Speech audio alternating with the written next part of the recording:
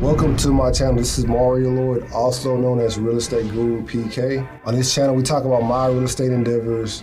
We also have the top real estate producers and the top entrepreneurs in the country. Be sure to click the link below with Justin P with his Support Black Colleges marketing course. Also with Jason White's Crack the Code affiliate link, click that below as well. Also to support the channel, Webull, M1 Finance, Chase, Discover, Robinhood, and Public, a stock trading app. We hope you enjoyed this episode. This is Real Estate Guru PK signing out. How y'all doing? I got the owner of Greasy Spoon, Max Bozeman is second. How you doing? Good, man. How's it going? It's been good. How was Tycoon weekend? Man, Tycoon weekend was kind of crazy, man. The city was on fire. You know, it was a good look for just the city as a whole, but even more in particular for, you know, young Black hustlers, entrepreneurs, people that's out here moving and shaking, because a lot of us, you know, got the opportunity to, for one, rub shoulders with each other, network, but then also, you know, provide services to people beyond, you know, who we typically service on a day-to-day basis. So it was dope. We talked about this at the gym a little bit. How important is it to have relationships or be in these rooms to like network with people? I mean, you know, like we talked about, it sounds cliche, you know, relationships are worth more than money. I think people hear that and say it because it's cool, but it's like, nah, that's gold. You know, it's golden because, you know, everybody doesn't have, you know, the resources up front. You know, whenever you're trying to build, you might not have access to bank loans or investors or, you know, inheritance. And so the easiest way to kind of, you know, make ground on what it is you're trying to do in your respective area of life, you know, is to meet people who are already doing what you're dreaming about doing, for one, you know, and, you know, cut that learning curve, you know, in half or just slice it in general, you know. But then more than that, you know, you're able to allow people to put you in positions that it took people hundreds of thousands of dollars to get, you know what I'm saying, or years to attain. And so I treat relationships and I value them, and that's kind of why I wear my heart on my sleeve, because I'm so loyal to people, you know, because I understand the value of relationships and how beneficial they can be and how damaging they can be as well, just through my experience. So, yeah. So you opened up you had a location on the north side. Yeah. And you just opened up a location in Pearland. Right. What made you come to Pearland? Man, so my north side location, and I'm gonna say north side just to be, you know, but I'm from the north, so it's north side really when I talk. But I actually never even planned on opening that location up. My initial location, I planned on being like around in the Heights area. Okay. And so at the time, my catering company had dozens of catering accounts, like corporate accounts, throughout the city. And so I needed space, you know, to be able to facilitate all the production that needed to happen, you know, Monday through Friday. At the time, I was cooking out of our private school. You know, we have a private school too. And so I used the kitchen at our private school. And it was just way too much. And so I'm looking around for spots. I found a little restaurant that the owner was trying to, you know, get out of and sell. And actually she had two. And I ended up being able to acquire both. I just chose not to even open the other one up in Acres Home, and got the one in off Cypress Station on the north side and use it for catering. I use it from like 5 a.m. to 9 a.m., Monday through Friday. That's it. And it sat for the rest of the day. And at some point, like a light bulb went off, like, Max, what are you doing? I know you want your first location to be in the Heights area, because that's where a lot of my other businesses are, and a lot of, you know, family that can help like kind of get the new business off the ground. And so I said, man, I might as well open it up. I'm paying the same amount for the building and I'm only using it for 4 hours. And it's sitting here in the middle of a community, you know, and I went to school out there, high school. I graduated from Westfield, you know. And so one day I just said, man, I'm gonna open up the restaurant here first and then go to the Heights. Well, open the restaurant up, it took off. It was a blessing, went crazy. And it went so crazy that I had people driving from all over the city, you know, to that little location, which is like 1,600 square feet. That's it. And people be lined up down the sidewalk for hours trying to get in. And I found out that probably a third of those people were driving from Pearland. How'd you find that out, though? Talking to them. Talking to them? Yeah. I mean, they're coming like, hey, look, we drove all the way from Pearland. Yeah. And I started hearing it more and more and more and more every day. Oh, we from Pearland. And then I trained my staff to start asking customers, you know, where y'all coming from?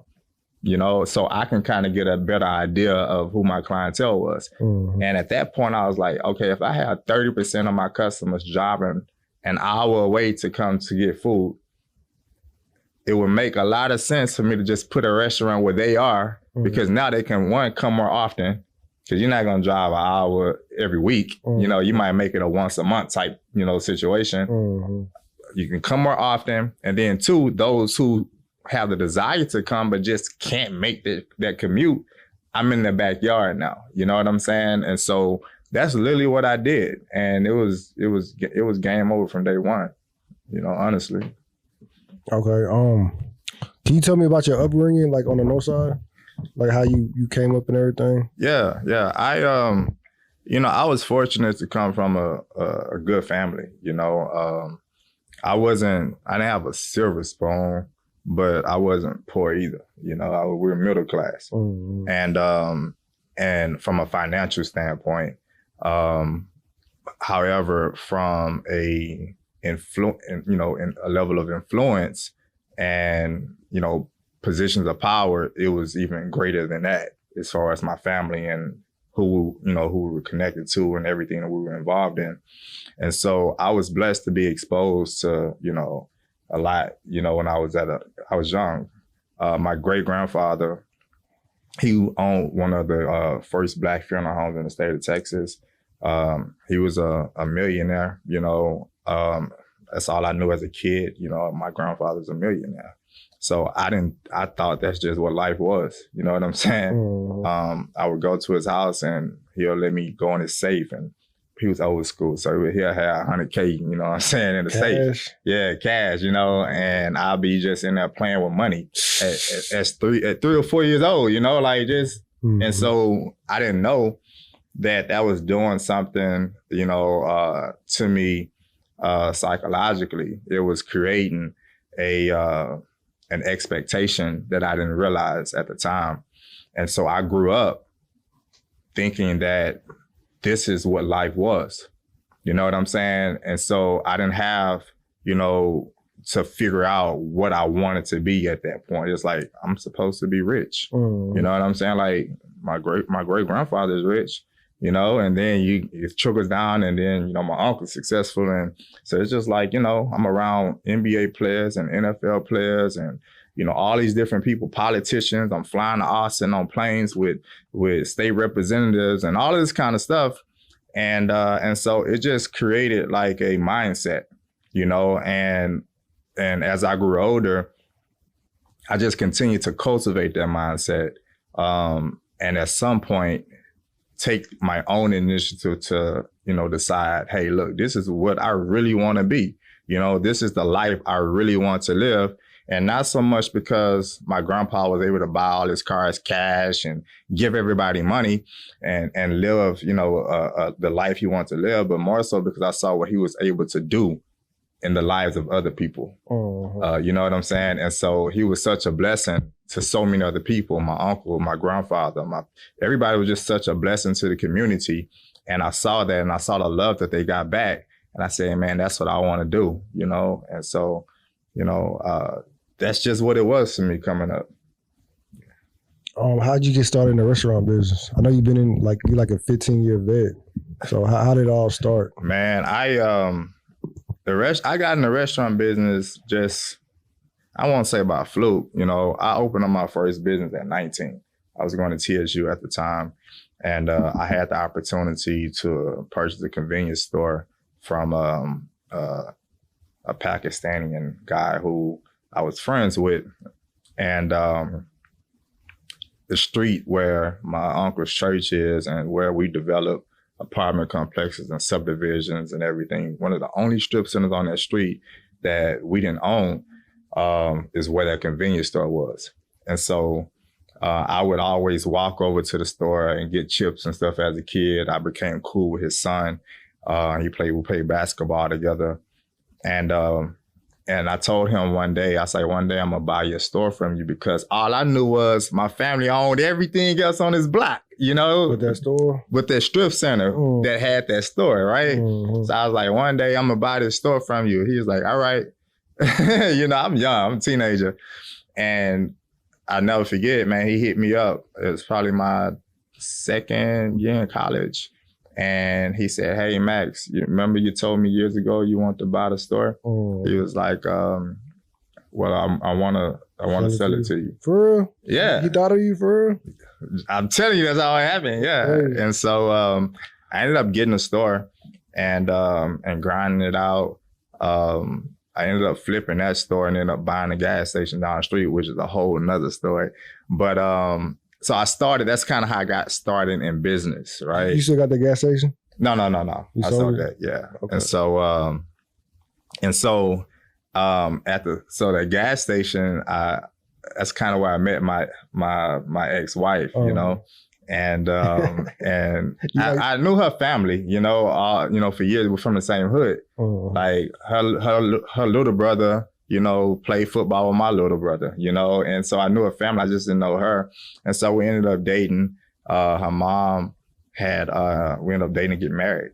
Her mom had just opened up a restaurant, and she had a lot of passion for it. She was just missing some key pieces to, you know, take it to the next level. And so I looked at it and was like, man, this is what I can come in and do, which would change the whole dynamic of the situation.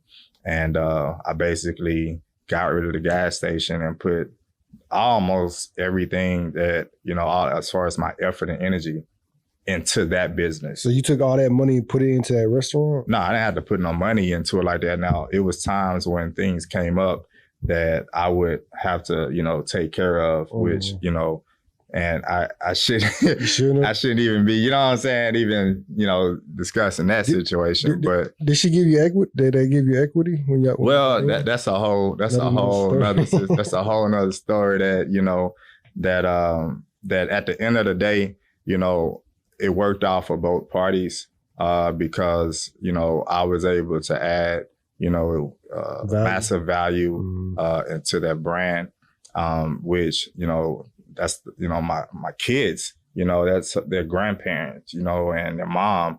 And so I don't regret that at all. You know, if I had to do it all over again today, I would, you know. And then it also gave me the opportunity to figure out the restaurant industry while going through that process, to where I was able to, you know, move on from that and create my own brand and empire, which, you know, both of us are doing extremely well now. So it worked out. Have you ever thought about like doing a course, like how to start a restaurant? You know, I think about, and not necessarily just a restaurant, but business in general. But then you have to do some things with specificity because people are going to look at what they see you as successful as. They don't even know all the other stuff that you have going on and what you did. They look at what they can publicly see. Yeah. And so people are attracted to success. Correct. And so because my success looks like restaurant industry, then it's easier for me to offer that, you know? And so I mentor so many restaurateurs, you know, restaurant owners and chefs, like in secret, you know what I'm saying? Mm-hmm. I don't even charge them. It's just free game, you know? But at the same time, I am a businessman, and my team, they're going to look to monetize it some kind of way for it to make sense. Yeah. And so that should be happening soon. You give back a lot. I saw you gave a car to a single mom. Yeah. You gave a lot of food to like during COVID. What makes you give back so much? Man, that's all I've seen all my life. Like my you know, my uncle, my family's church is a prominent church within the city. And you know, my entire family from my mom's side is engulfed within that, you know.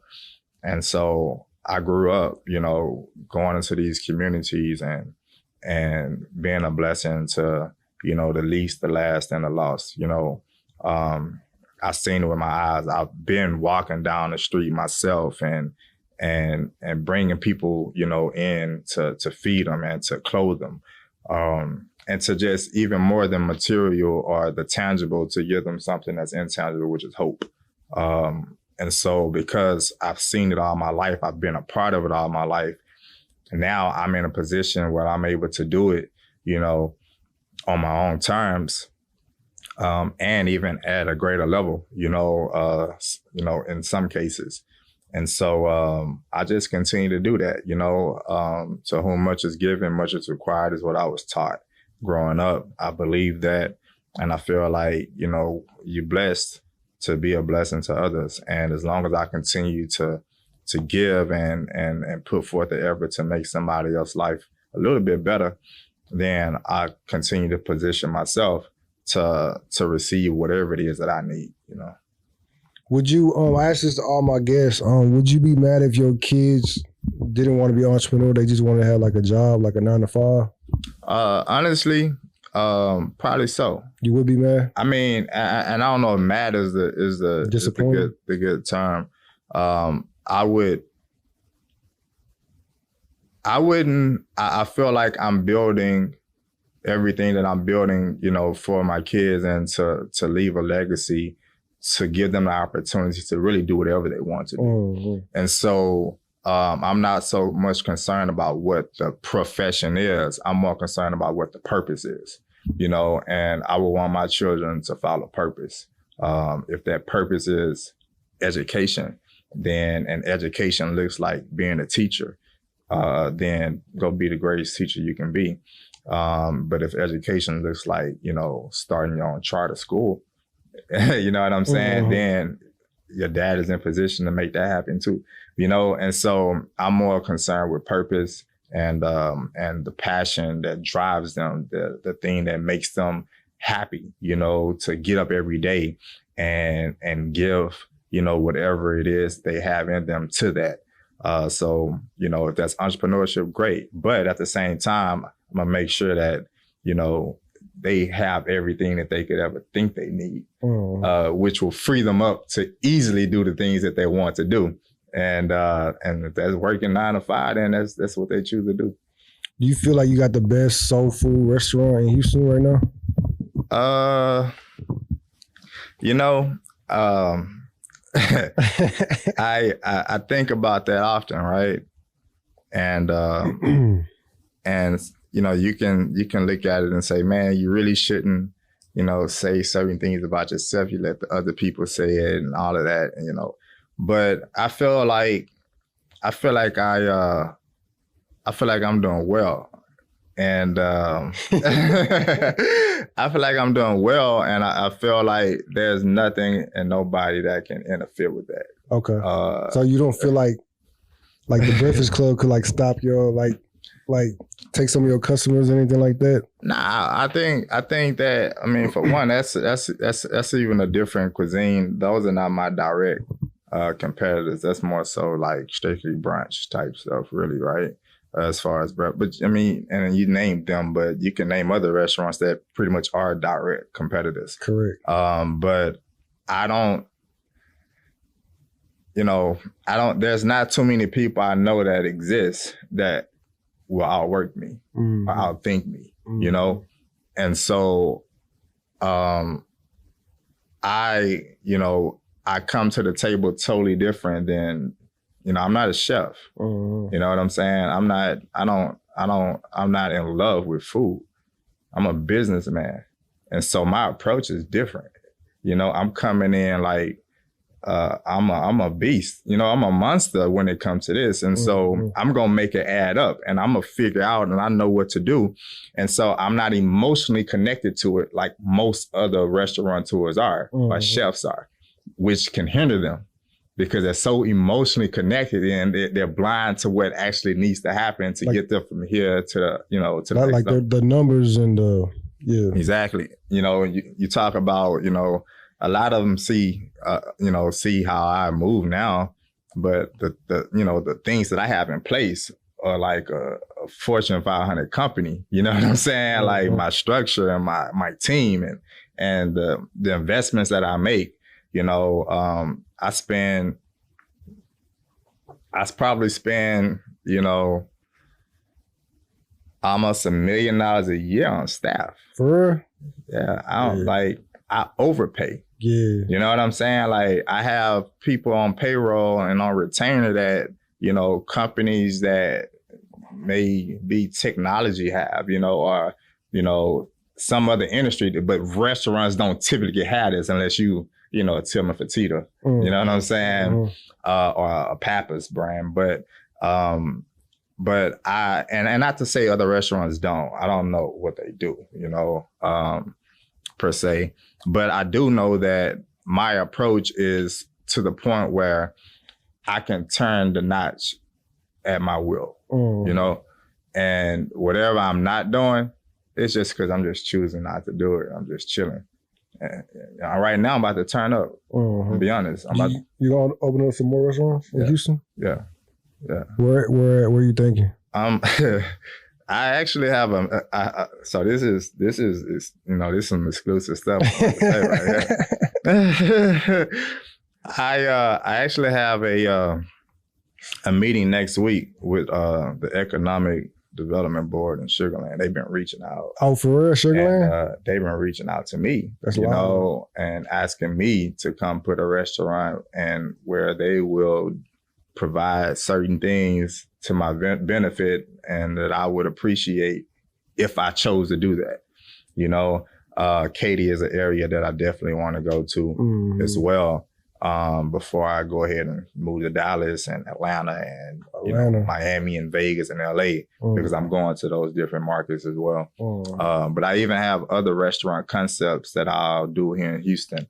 And so it's almost kind of where you see like how Pappas brand does, where they have a Papado and a Papacito right next to each other.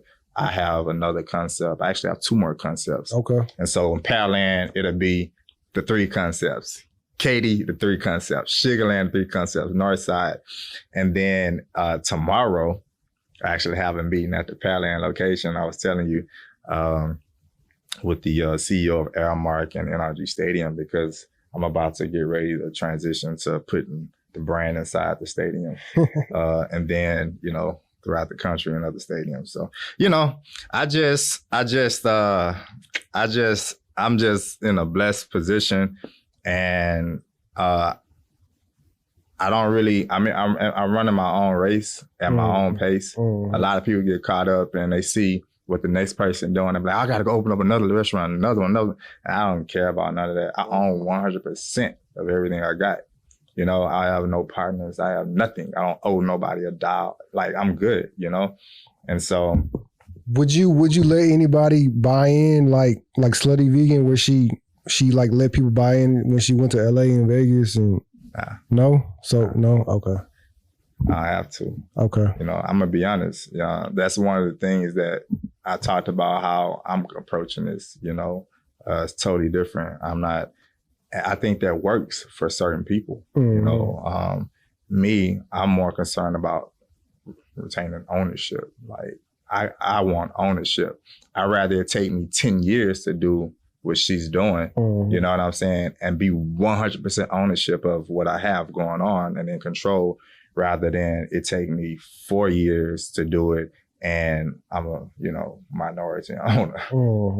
I mean, I'm not saying that she is. I don't know what that situation is like, but I was taught and I was brought up, seeing how when my great grandfather, I saw it with my own eyes, like he sold the front of home business prematurely. He made millions of dollars But think about if he didn't sell it in the 80s for millions of dollars, if he just left it in the family and we had it now at this point, it'd probably be valued at $100 million. You know, because maybe now you got your great grandson that came along who has a sharp business mind that can take the foundation of what you built and expand it and take it to another level. 10X. You know what I'm saying? Yeah. And so it's like, who knows? I don't know. I'm not saying that's what I would be around, corpse, but I'm just saying that's how the game goes. And so for me, people have offered me millions of dollars. I mean, I've had some people lowball because they don't really understand what it is. The numbers I do, and be like, man, I give you, $2 million, for your biz, for your brand, like $2 million. Like, nah, what? And I have other people that offer 10. I mean, it's hard to turn down a $10 million check. You know what I'm saying? Like, just like that, if you don't believe in yourself, if you don't believe in that, 10 mil, no, in 5 years, I'll be worth 100. You know what I'm saying? And so you got to be that confident in yourself and what you can build, and not think that, where you are is like the peak. Like, nah, I climbed to the top of this mountain only to see the peak of another one. So now I'm about to go to that one. And then after I get to that one, I'm gonna go to another one, So you'll never sell? I wouldn't say that. I'll be honest. I tell people all the time, I have a close friend of mine who's friends with Tim Fertitta. She grew up with him. And I like Tim Fertitta as a businessman. Yeah. Right. Certain things about him are sharp, and I emulate certain things even. Read his book? Yeah. Actually, I'm reading it again right now as we speak. For real? Yeah. Yeah. And so have you met him? Yeah. Okay. Yeah. I mean, he's a different guy. Yeah. Yeah. To accomplish what he's had to accomplish, you may have to be a different person. Yeah, he bought the Rockets. Yes, and so but I admire his ability to accomplish everything he's done at that level and own 100% of it. He owns 100%.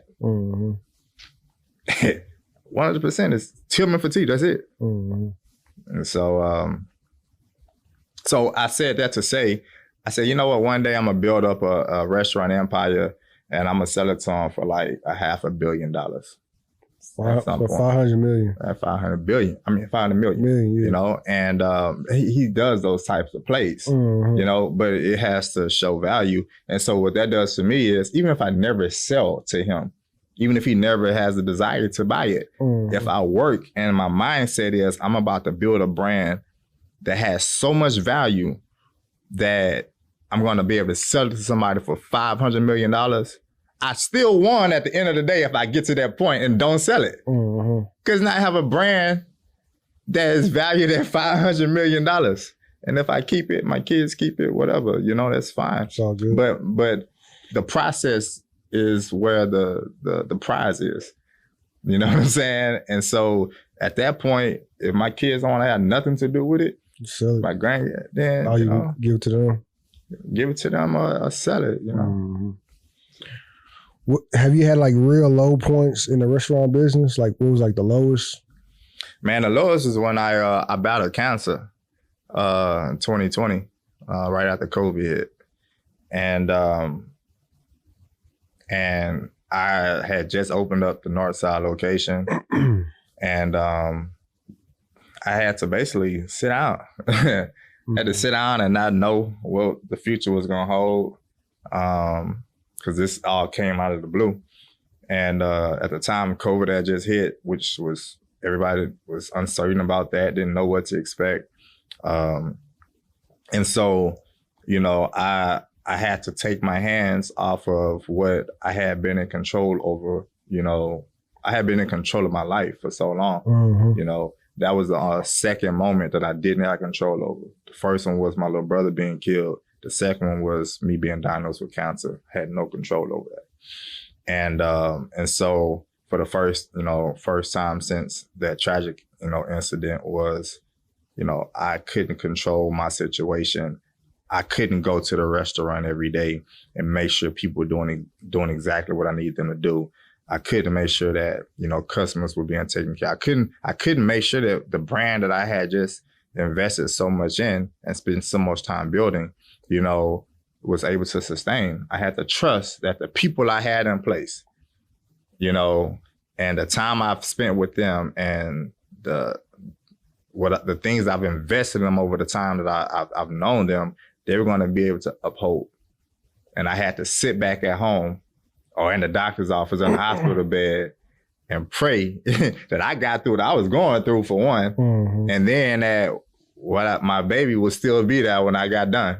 Mm-hmm. I was just hold on until when I get back, I'm going to be able to make sure we good. Mm-hmm. And, but they, so that was the most difficult time because, I was tired. I was drained. I lost all my weight. I didn't know what to expect. I was depressed because I didn't understand why I was going through this, and, So after you do Sugarland, you said maybe Katy.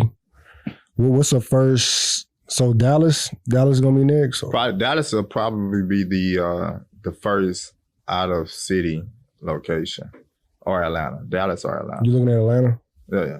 Yeah, Turkey Lake Hub was talking about going over there. Yeah, I heard about that. Mm-hmm. Yeah, I have. My publicist, she's stationed in Atlanta as well. Oh, for real? Yeah, and so it's kind of like automatic plug-in already with having, my PR team already in Atlanta, and so that's an easy move.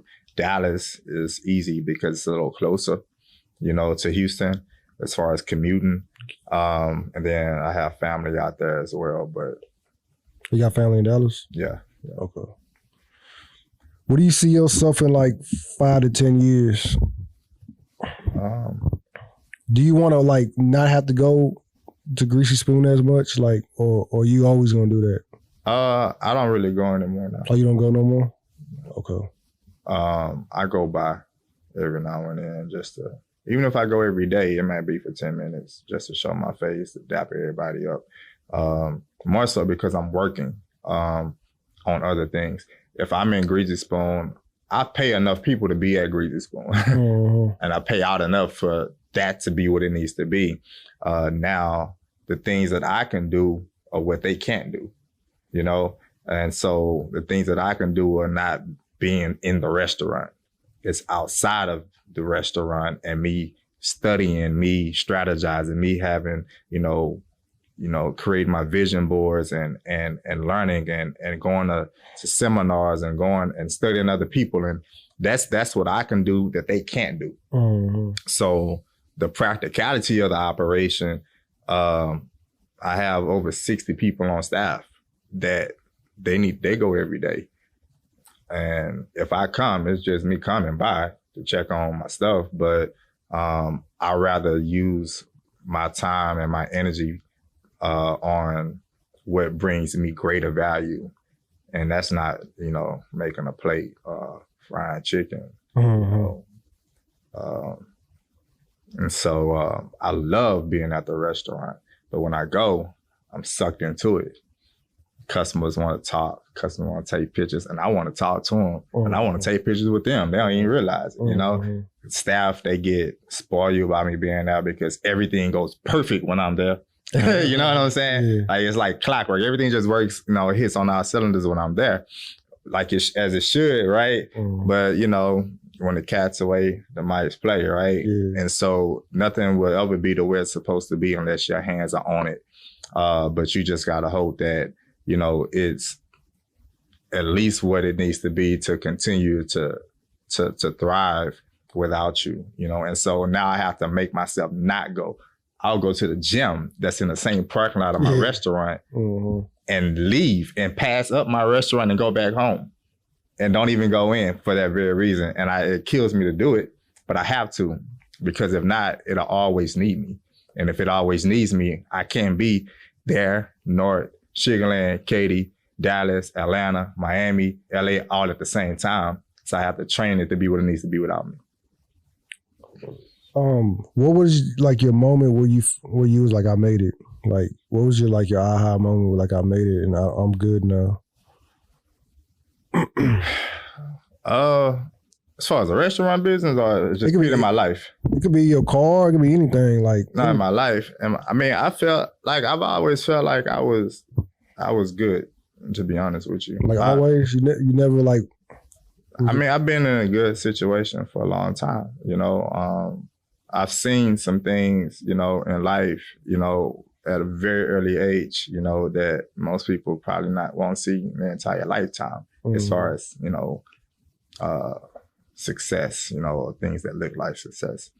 And so, but I will say at this point, you know, in regards to the restaurant, and in general, I never feel like I made it. Oh, for real? I always feel like I'm behind. Okay. I make myself think I'm behind. That's why I still work as hard as I do. That's why I said, like, I'm gonna bring something to the table that regular, you know, like a chef is not. They're not thinking like that. You make $10 million a year. You know what I'm saying? You're gonna think you Colonel Sanders. You know what I'm saying? KFC. You know, for me, I'm looking like 10. I need 100 a year. I need 100 a year. I ain't making 100 a year. So I'm working. I'm studying. I'm reading books. You know what I'm saying? I'm burning the midnight oil trying to figure out how do I get from here to there. You know, and as long as I feel like I'm behind, you know what I'm saying, I'll always stay ahead. If somebody want to start their restaurant business right now, what would you recommend them how to start? I mean, for one, you gotta figure out what your product is that, you know, you feel like you're able to master. People don't pay for mediocrity; they pay for mastery. You know, I don't want to go and pay for something that tastes worse than what I can cook myself at home.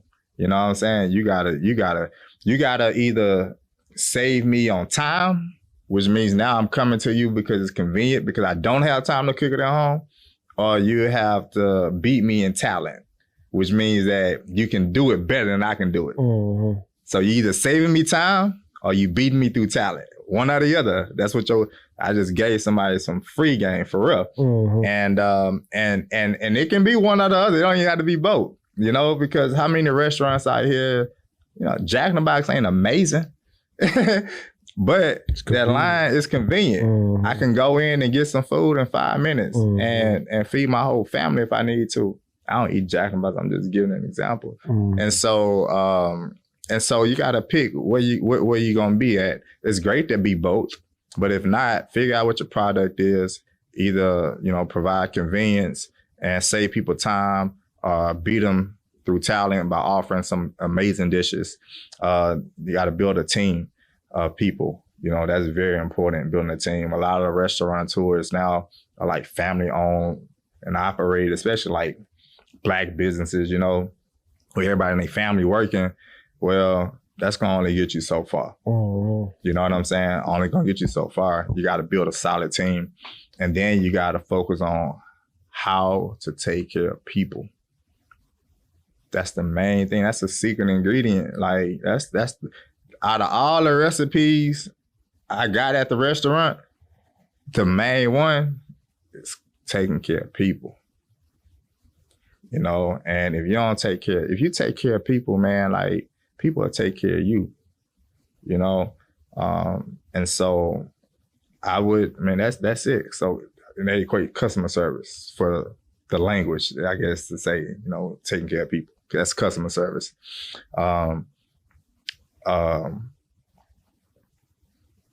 That's pretty much, those are the starters. I guess the rest I have to get, you know, the course that you was talking about I need to do to get the rest in that. Would you do like a vegan recipe?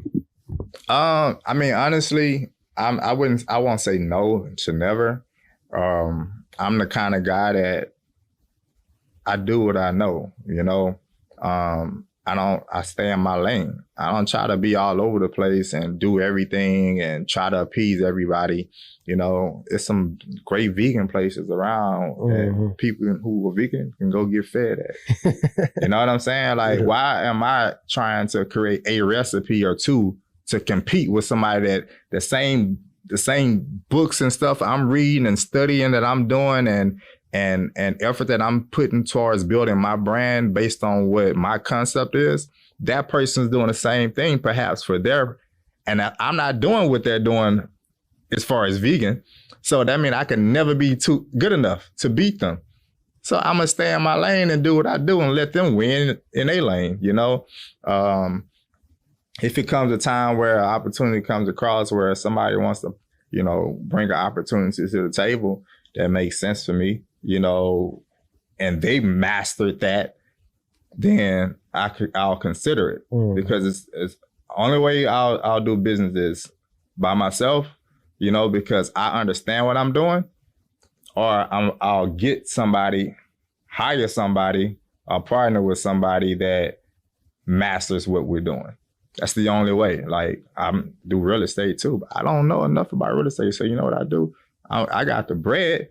And so I'm going to partner and work with people who they master that. This is what they breathe. You know what I'm saying? They wake up thinking about it, go to sleep thinking about it. You know, and so I don't have to worry about, is this the right thing to do? Same way with my stocks, you know, and the stock market and investments. I got different people in different areas that are masters in those particular areas. I can't be a master of everything. So I gotta be smart enough to just deal with people who are masters in those areas, and then I leverage their knowledge. I leverage that expertise, and then I make it beneficial for both of us. So they can have vegan. Let somebody out here, y'all some vegan experts, holler at me. I'm leaving it at that. I'm gonna do like this either or question. I ask all the guests, and you just pick one. That's cool. All right. Money or equity? Equity. 2 million followers or a restaurant? 2 million followers. 2 million followers over the restaurant? Oh, my restaurant? Yeah. Oh, I thought I said, a restaurant. No, definitely my restaurant. I thought you were saying in general. No, a restaurant. Oh, 2 million followers. Okay, all right. 850 credit score, $1 million. 850. Turo or Airbnb? Airbnb. LLC or S Corp? LLC. Restaurant or bar? Bar. Okay. I'm gonna leave it like that.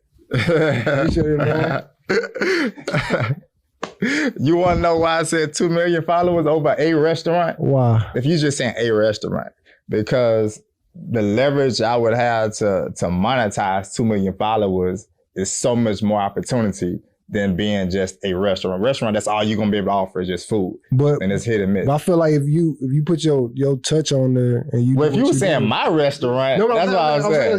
You gonna turn it into what you. Oh, I thought you were saying like a restaurant that's just out there. If it's my restaurant, I mean, I can make 100 mil off of it. So it's a restaurant right now, but you gonna. Gotcha. Well, you know, I leverage the 2 million followers with product and services and this and that, and then use that to get another restaurant. Oh, okay.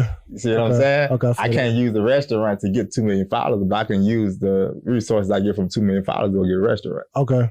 I feel that. I appreciate it again, man. No problem.